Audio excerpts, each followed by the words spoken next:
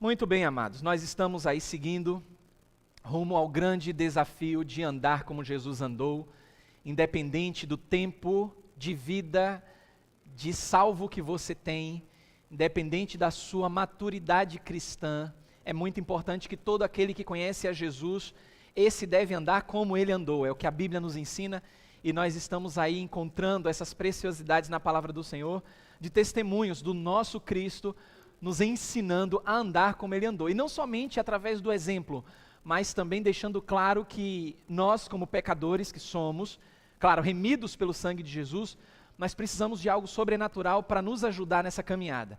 E esse sobrenatural Jesus também deixou, não apenas como exemplo, mas ele disse que quando ele fosse ao Pai, ele nos enviaria outro Consolador, que é o Espírito Santo.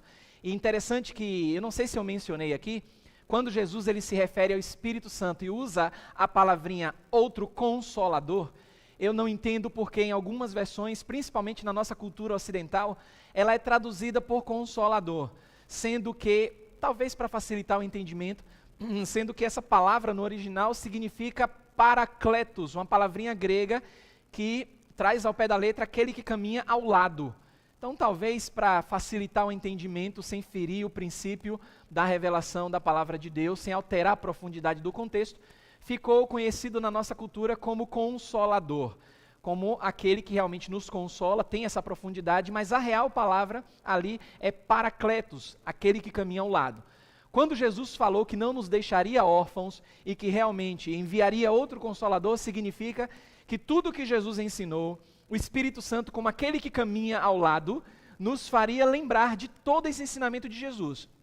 E a gente sabe que não somente o Espírito Santo anda ao nosso lado, mas a Bíblia também fala em Efésios que quando nós ouvimos a palavra, nós recebemos o Espírito Santo da promessa. Olha só, ele caminha ao lado e também ele habita em nós. Que coisa tremenda, irmãos. Porque para um pecador que é completamente depravado, caminhar ao lado de um Deus que é 100% santo, algo sobrenatural tem que acontecer. Por isso que a obra de salvação, ela tem um poder inimaginável. E o Espírito Santo ainda nos capacita a andar conforme Jesus nos ensinou. Então você vai fechar os seus olhos e nós vamos orar juntos, porque o Espírito Santo se faz presente. O nosso Senhor, quando adentramos aquela porta, aqui ele já estava. Pai amado e querido, obrigado, Jesus. Muito, mas muito obrigado por nos dar forças para podermos abrir os nossos olhos em mais um dia.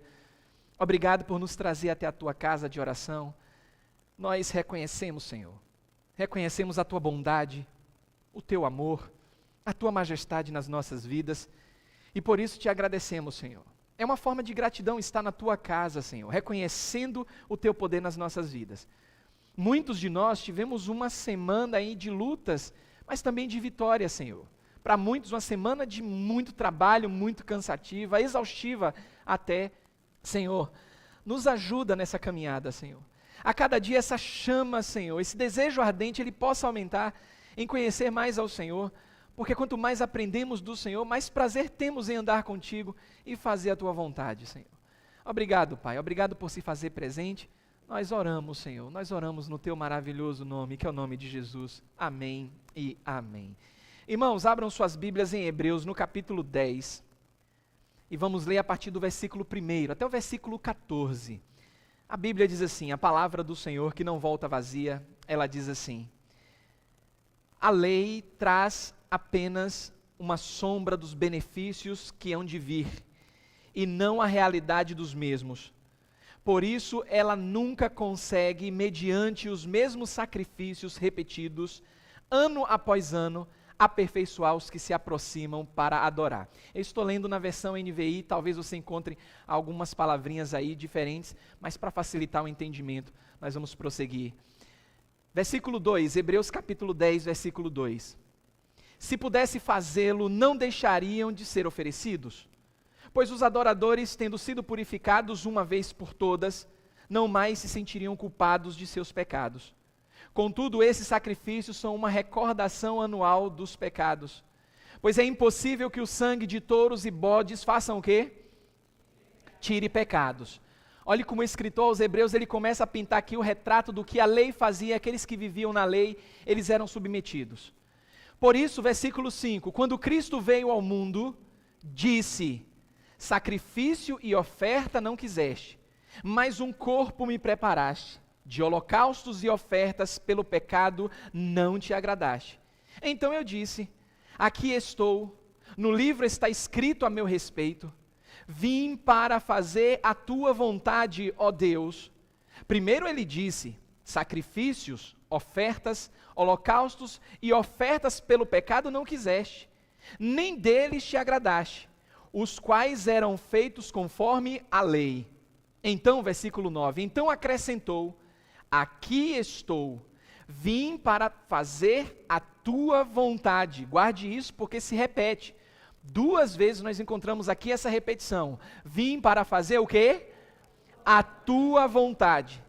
Ele cancela o primeiro para estabelecer o segundo. Pelo cumprimento dessa vontade, fomos santificados. Olha que maravilha isso, irmãos. Pelo cumprimento dessa vontade, nós fomos santificados por meio do sacrifício do quê? Da oferta do corpo de Jesus Cristo. Oferecida quantas vezes? Uma vez por todas. Uma vez por todas. Dia após dia, versículo 11, todo sacerdote apresenta-se, exerce os seus deveres religiosos, repetidamente oferece os mesmos sacrifícios que nunca podem remover pecados. Mas, quando este sacerdote acabou de oferecer para sempre um único sacrifício pelos pecados, assentou-se à destra de Deus. Daí em diante, ele está esperando até que os seus inimigos sejam colocados como estrado dos seus pés, porque por meio de um único sacrifício, ele aperfeiçoou para sempre os que estão sendo santificados. Irmãos, nós temos uma relação direta da atitude de Jesus em obedecer à vontade do Pai, e os benefícios, eles acabam recaindo nas nossas vidas, porque nós temos um sacerdote, um sumo sacerdote, que de uma vez por todas, ele cumpriu a vontade do Pai que nós não poderíamos cumprir, e nós fomos beneficiados. É por isso que algumas pessoas elas não conseguem entender e entram em confusão, porque que existem alguns segmentos religiosos que vez após vez estão sacrificando literalmente o corpo do nosso Senhor, sendo que esse sacrifício já foi feito uma vez para todo sempre. O que acontecia antes de Jesus, havia necessidade da repetição, porque aqueles sacrifícios que eram utilizados animais e que os sacerdotes apresentavam, não resolvia o problema do pecado do homem. Era imperfeito. E essa necessidade do Cordeiro vivo de Deus ser imolado uma única vez, o justo pelos injustos, isso beneficiou também ao seu povo eleito, ao seu povo escolhido. Por que eu trago esse panorama descrito aqui em Hebreus nesse contexto? Porque no nosso último encontro nós vimos que Jesus, ele no firme fundamento de agradar ao seu Pai, ele cumpriu a sua meta. Ele estabeleceu essa meta, ele cumpriu à risca toda a vontade do Pai. E nós vimos que Jesus, ele entrou em Jericó, diante de uma multidão que tinha um conceito daqueles que cobravam impostos. Nós aprendemos a respeito da vida de Zaqueu, que não era apenas um cobrador qualquer de impostos, ele fazia parte dos 3 maiores cobradores e líderes desse segmento de toda a Palestina. Era um homem odiado, era um homem discriminado, e a Bíblia fala que era necessário, Jesus Cristo disse, era necessário passar em Jericó. E aí nós vimos que Jesus chega em Jericó, Jesus evangeliza Zaqueu, a salvação naquela casa, porque Jesus, ele cumpriu a vontade do Pai, e com esse cumprimento nós fomos beneficiados. Irmãos, diante de tudo isso que nós aprendemos, Jesus, ele deixa o exemplo do evangelismo para qualquer que seja a pessoa. Por isso que eu coloquei no cardzinho que você recebeu no WhatsApp, que evangelizar é privilégio para poucos, não é para muitos. Jesus mesmo disse no Sermão do Monte que muitos são chamados, mas poucos são escolhidos. E você que está ouvindo a voz de Deus de maneira muito clara, você é um escolhido de Deus, mas escolhido para quê? Para ficar quietinho? Para ficar conforme a sua vontade diante de tudo que Deus tem ensinado? Não. De seguir o exemplo de Jesus, sendo capacitado por Ele. Mas claro que isso segue uma cadeia de objetivos. Jesus, como aquele que estabelece o método prático de evangelismo, para quem quer que seja, Depois isso é estendido aos discípulos. Notem que esse propósito de Deus em evangelizar, ele é estendido aos discípulos. E depois que Jesus, ele sobe aos céus, os apóstolos foram relembrados pelo Espírito Santo dessa missão de Jesus. Eu não sei se vocês já ouviram isso. Quando eu era pequeno, eu sempre ouvia dos meus avós, principalmente do meu avô. Meu avô sempre dizia assim, ó: faça o que eu digo, não faça o que eu faço. Então vocês já ouviram isso, né? É um ditado popular, mas é um ditado popular perigosíssimo. Porque quando eu ouvia isso do meu avô, um militar, um sargento do exército, e eu ouvia ele dizer, faça o que eu digo, não faça o que eu faço, então eu entendia que dentro do lar, a palavra dele era sempre a lei. A gente tinha que obedecer. Só que aí a gente vai crescendo, vai se aproximando mais. E eu saía muito com ele, depois que eu cresci e atingi uma certa idade, 8, 9 anos, eu ia passear com ele, ele ia me mostrar algumas coisas lá em Acajutiba, e eu observava que algumas coisas que ele fazia, mesmo eu não sendo cristão, fazia lembrar que esse ditado tinha um problema. Porque era lei a palavra dele em casa, mas eu, como criança, observava algumas práticas não condizentes com uma realidade de preceitos cristãos, que nem eu cristão era.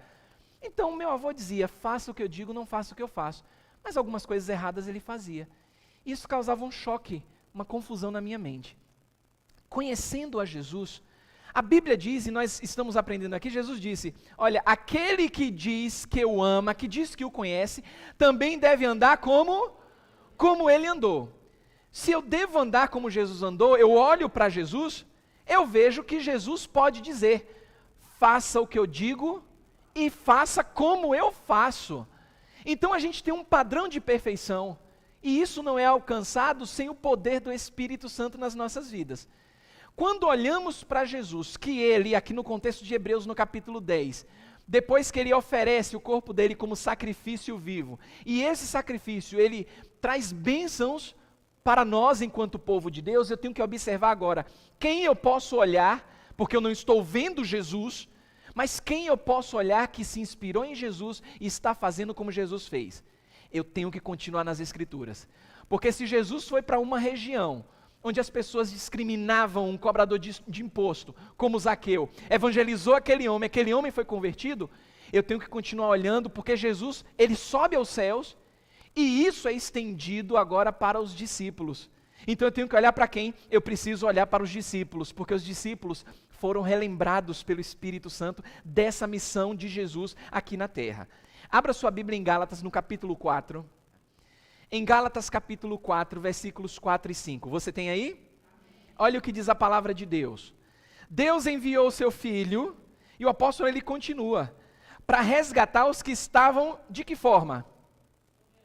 Sob a lei. O que é que significa isso? Deus envia o seu Filho para resgatar os que estavam debaixo da lei. Então a gente precisa lembrar disso. Jesus, ele cumpriu a lei, o sacrifício uma vez por todas. Aí a gente volta para Hebreus, no capítulo 2, vá para Hebreus lá no finalzinho. Hebreus 2:17. Por isso mesmo convinha que em todas as coisas, o que viesse a acontecer? Se tornasse semelhante aos irmãos. Olha só, faça o que eu digo e faça também o que eu faço. Semelhante aos irmãos, para ser misericordioso e fiel o quê? Sumo sacerdote. Guarde isso, porque isso é muito importante. Já que a Bíblia fala que nós não temos um sumo sacerdote qualquer, mas alguém que pode se compadecer de nós. E a Bíblia nos chama de sacerdócio real. Então, às vezes a gente esquece, ou não evangeliza, ou não fala do amor de Deus, porque a gente não entende a nossa posição. Irmãos, nós temos uma posição de privilégio que a Bíblia nos outorga, nos dá, de uma forma tão maravilhosa, e a gente não faz uso disso. Porque, amados, as palavras de Jesus e dos apóstolos, elas nos ensinam que Jesus foi um homem com uma missão. E se Jesus foi um homem com uma missão, e eu estou aprendendo a ouvir de Jesus para fazer como Jesus fez, eu não posso me acomodar nesse mundo que jaz no maligno. Então não houve nada acidental na vida de Jesus, nem no ministério dele. Ele seguia à risca a vontade do Pai, ele cumpriu à risca a vontade do Pai, porque tudo foi feito com um propósito. Tem muita gente que está sofrendo nos dias de hoje, devido ao estrago que a pandemia causou, e muitas pessoas estão tendo crise, a chamada crise de identidade. Muitas dizem assim, eu perdi o foco e perdi o propósito de vida. Muita gente que está pensando um monte de besteira, de tirar a própria vida, uma das coisas que permeia os pensamentos dessa pessoa é que ela não sabe mais o que fazer, e que ela se encontra num emaranhado de dificuldades que ela não tem mais propósito. Elas estão sofrendo e dizendo, eu perdi o propósito e o gosto de viver. O cristão, ele tem propósito, ele não vive de qualquer forma. Ele tem uma meta estabelecida, não é simplesmente olhar para o alvo, eu tenho que prosseguir. Eu não posso parar porque a Bíblia diz, olhando firmemente para o autor e consumador da minha fé, Cristo Jesus. Aí eu estou olhando para Jesus. Eu tenho que prosseguir. Prosseguir no conhecimento de Jesus, prosseguir cumprindo o que Jesus ensinou, olhando como Jesus fez, estendendo isso aos discípulos e fazer da mesma forma. Isso traz propósito para as nossas vidas. A própria vida de Jesus foi marcada pela missão dele. E se Jesus nos amou tanto, Deus nos amou tanto de tal maneira que deu o seu Filho, eu tenho que olhar para esse Filho bendito, ver como ele fez e começar a focar nele. Mas não somente focar, a andar com ele, porque o Espírito Santo, o Paracletos, ele está do meu lado. O Consolador está pegando na minha mão e ele diz, olha, tem que continuar marchando, tem que continuar andando, tem que continuar firme no propósito, porque se parar o inimigo, ele é sagaz. O inimigo vai lançar dardo inflamado. E a gente vai perder o propósito, o inimigo vai fazer fumaça, a gente não vai entender quem a gente é, quem Deus é, a gente vai ficar parado e estagnado. Mas quando a gente olha para Jesus, a gente começa a seguir em frente, porque Jesus, ele teve o propósito, ele seguiu esse propósito, e essa vida foi marcada por sua missão. Porque essa missão foi marcada, principalmente, pela vontade do Pai, e Jesus tinha prazer em fazer a vontade do Pai. Olha aí no versículo 7 de Hebreus capítulo 10. Eis aqui estou. No rolo do livro está escrito a meu respeito. Para fazer o quê? Para fazer a tua vontade, ó Deus. Repare que essa frase, esse versículo, ele traz significado de emoção forte. Esse ó Deus não está aqui por acaso. Esse ó Deus está aqui como forma de louvor e gratidão a Deus, de dizer assim, Senhor, eu tenho gostos, eu tenho metas, eu tenho objetivos pessoais, eu tenho as minhas particularidades, mas olha, Senhor, assim como o Senhor fez, eu quero fazer igual. E eu estou aqui, ó Deus, para fazer a tua vontade. Mas irmãos, isso, aí eu volto àquilo que eu falei, coloquei na frase, no cardzinho, no WhatsApp, não é para todos, não é para muitos, é para poucos. Somente para aqueles que estão dispostos a colher bons frutos das bênçãos do Senhor que nós vimos aqui estendidas em Hebreus no capítulo 10, porque nós estamos sendo aperfeiçoados em santidade, mas aqueles que estão dispostos a dizer, Senhor, o Senhor sabe dos meus gostos, prazeres e vontades, até dos meus planos, mas olha, Senhor, eu não vou desistir deles, mas eu não vou colocar eles acima da sua vontade. Deus não quer que você abandone os seus planos. Deus não quer que você desista dos seus sonhos. O que Ele quer é que você busque Ele em primeiro lugar. E fazer a vontade dEle. E começar a fazer a vontade de Deus é entender que Ele viveu com um propósito. Que esse propósito foi estendido aos discípulos, essa missão. Para que a gente comece a olhar de maneira firme para Jesus dentro desse caráter. Sabe por quê, irmãos? Porque passar esse bastão da missão para os apóstolos, também foi plano de Jesus. Repare que tem uma cadeia, Jesus fez a vontade do Pai, os discípulos começaram a fazer a vontade de Jesus, e enquanto Jesus estava se preparando para partir de maneira física desse mundo, os discípulos estavam se preparando para a missão deixada por Jesus.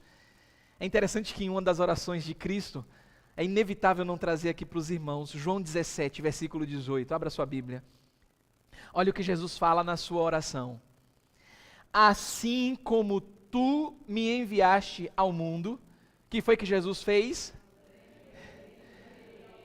também eu os enviei ao mundo. Olha o que Jesus está falando. Repare que isso aqui é o bastão que está sendo passado aos discípulos. Eu estou citando bastão, é porque quando eu olho o apóstolo Paulo escrevendo em dados momentos, ele fala de carreira, de cumprir carreira, ele traz coroas, elementos de uma competição. E é interessante que quando a gente olha aqui, isso me faz lembrar aquela corrida de atletismo, eu não sei qual é a modalidade, mas tem 4 pessoas correndo, e o primeiro pelotão vai na frente. Aliás, tem um pelotão que sai correndo, está com um bastão na mão. Lá na frente tem um terceiro pelotão esperando. Quando ele chega perto, passa o bastão. Aí esse pelotão descansa, vai para o próximo pelotão. Isso se repete por 3 vezes, 4 vezes, até que o último pelotão, ele está competindo para ver quem chega. Mas é passado o bastão. Jesus, irmãos, ele veio, ensinou, faça o que eu digo, faça o que eu faço, mostrou como fazer, foi aos céus e disse, não deixarei vocês órfãos. O bastão agora está com os discípulos. Isso acontece ao longo de Atos dos Apóstolos, a igreja está se formando. Mas Jesus deixou muito claro, olha, assim como o Senhor me enviou, assim como tu me enviaste ao mundo, também estou enviando os discípulos ao mundo. É interessante que muitos dias depois, no dia da ressurreição, e de noite, Jesus se apresenta aos discípulos, João 20, versículo 21. A Bíblia diz assim, ó, aqui ele já tinha ressuscitado, estava com os discípulos em carne, e ele disse, assim como o Pai me enviou, eu também vos envio. Notem que em João 17, Jesus está falando com o Pai, orando ao Pai e intercedendo pelos discípulos. Aqui Jesus está com os discípulos e está dizendo a mesma coisa. O Pai me enviou, eu estou indo para o Pai e agora eu envio a todos vocês. E sabe o que é mais interessante? As últimas palavras de Jesus, quando ele subiu aos céus, avance em Atos dos Apóstolos, no capítulo 1, Atos 1, versículo 8. Mas recebereis o quê? Poder. Notaram que não é qualquer coisa? É o poder da onde, minha irmã Aldaci? Do Espírito Santo. Mas recebereis poder ao descer sobre vós o Espírito Santo, e sereis minhas testemunhas, tanto em Jerusalém, como em toda a Judeia e Samaria, e até aos confins da terra. Irmãos, eu tenho que ser muito claro e objetivo. A palavra de Deus, ela nos ensina, nos repreende, corrige, tudo isso para nos aperfeiçoar. Mas a gente tem que saber separar os contextos. De maneira muito clara aqui, Jesus está falando com os discípulos. Isso aqui é só uma forma didática para você entender que houve uma cadeia de ensinamento. E pastor, então pera lá, só os discípulos receberam o Espírito Santo? Não. Eu estou mostrando de forma didática que se eu faça o que eu digo e faça o que eu faço, a gente viu como Jesus evangeliza, a gente viu que Jesus sobe aos céus, a gente nota nas Escrituras que Jesus, antes de subir aos céus, intercede pelos seus discípulos, pede para que eles sejam revestidos do poder, ele sobe aos céus, os discípulos são revestidos de poder. E agora, pastor, eu não sou revestido de poder? Sim, eu e você somos. Nós temos também foco, nós temos uma missão, porque isso não fica apenas nos discípulos. Esse propósito ele é continuado conosco, irmãos. A gente não pode perder isso de vista. Como é então que nós devemos andar nos passos do nosso Salvador? Sem vagar aí pela vida de qualquer forma, só esperando Jesus voltar. Olhe como nós nos encaixamos aqui no propósito de Jesus. Mateus 28, a partir do versículo 18. Jesus Cristo disse, toda autoridade me foi dada onde? Nos céus e na terra. Olha só, não somente no céu, mas também na terra. E aí ele diz, ide, portanto, e fazei discípulos de onde? Todas as nações. Irmãos, nós estamos aqui, como muitos falam, do outro lado do mundo. Você está sendo alcançado pelo poder do Evangelho. Você que me acompanha aí através do online, você está sendo alcançada pelo poder do Evangelho. Esse vídeo está chegando a muita gente tem sido alcançada, porque o propósito de Jesus permanece firme até hoje.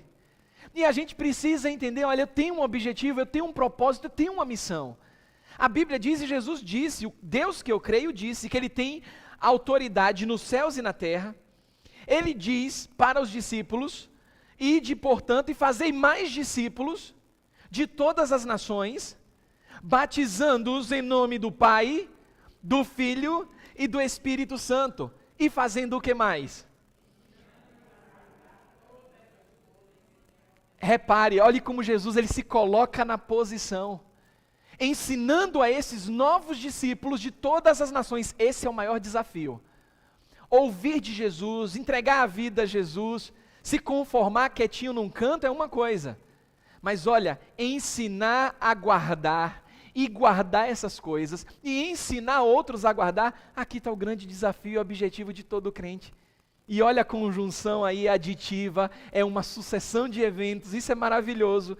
E eis que estou convosco quando? Todos os dias. É viver todos os dias sabendo. Não é apenas lendo, eu li aqui, Jesus está comigo, aí a gente se esquece por conta das rotinas do dia a dia. Não, é viver sabendo que Jesus está conosco todos os dias, até quando? Já consumou o século? Não, está perto. Mas olha, irmãos, está muito perto. Não foi consumado ainda. Mas enquanto isso não acontece, a gente tem que fazer a nossa parte. Qual é o meu propósito e o seu propósito? Ouvir a palavra de Deus, aprender de Deus, estar em comunhão, que é muito bom na igreja, é muito bom ouvir a palavra do Senhor, mas não nos conformar apenas com isso. Seguir firme, olhando para Jesus, mas continuar seguindo, dando testemunho de Deus por onde quer que a gente vá, falando de Deus, não perdendo as oportunidades, não com fanatismo, mas aproveitando as oportunidades para ministrar o coração das pessoas. Porque se Jesus entrou numa vila que tinha um cidadão que era preterido por muitos, mal visto, e Jesus evangelizou e houve salvação. Se Jesus ensinou aos discípulos e orou ao Pai, eu não peço que os tires do mundo, mas que os guarde, os livres do mal, a gente pode fazer. A gente pode olhar para Jesus, pode olhar para os discípulos, aprender com eles e deixar um legado, se Jesus não voltar. Porque aí as pessoas vão olhar para mim, olhar para você. Se Jesus demorar a voltar, eu creio que não, ele volta logo, eu creio muito nisso. Mas vamos supor que ele demore um pouco a voltar. Quando Jesus te levar aos céus, você tem um legado a deixar. Porque as pessoas vão olhar para você e vai dizer, olha, ali é um servo e uma serva do Senhor. Vivia uma luta danada, um perrengue danado. Mas aprendeu com Jesus na palavra, aprendeu com os discípulos, me ensinou e agora eu estou ensinando a outros.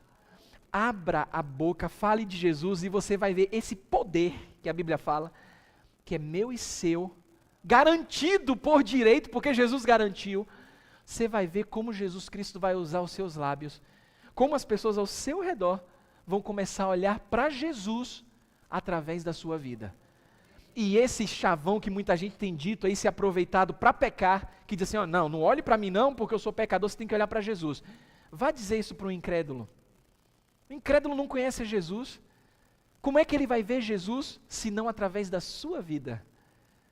Então, olha, testemunhe de Jesus, para que os incrédulos, aqueles que não conhecem ao Jesus que você conhece, quando olharem para você, eles possam dizer, eu vejo Jesus na sua vida. Pai Santo e querido, obrigado, Senhor. Obrigado por palavras de encorajamento, Senhor. Palavras que nos mantêm firmados nessa caminhada. Senhor, é verdade que o mundo nos sufoca muitas vezes, Senhor, e quantas vezes aquele pensamento que não agrada ao Senhor permeia as nossas mentes. Mas olha, Senhor, está repreendido em nome de Jesus todo pensamento que nos afasta de Ti, Senhor.